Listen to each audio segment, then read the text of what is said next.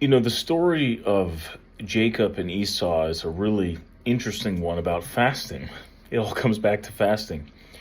As we know in the story, these twins are set up in a scenario where Esau might be this sort of stronger one, but interestingly, although he's firstborn compared to his brother, he's willing to sell his birthright for food. And I think this is powerful because what this shows is a few things. One is that, being able to see the bigger picture in life, that I would have to imagine that Esau, even in his hungriest moment, was really not going to die. His twin brother was not going to let him die. I'm actually a twin. I would never let my twin brother die. But Esau was so overcome with impulse that he was willing to sell everything of his future, which he couldn't really grasp, for the moment's gratification. This is interesting. And then, of course, Jacob, who kind of sets him up, ends up feeding him and de facto takes his birthright. And the rest is history.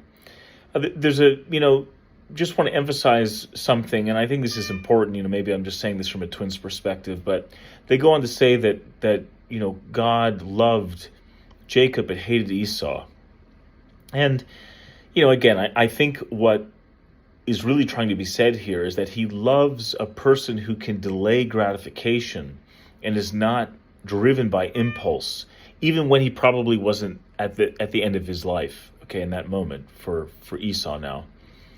And he respects a person and supports a person's future dreams and vision, that person's willingness to sacrifice and to show delayed gratification, that ultimately works out. But just to save Esau here one more time, remember when Esau and Jacob get reunited later on, Esau's quite successful. So even for, the twin brother that God hates, he still provides for him. And I think that's a nice thought.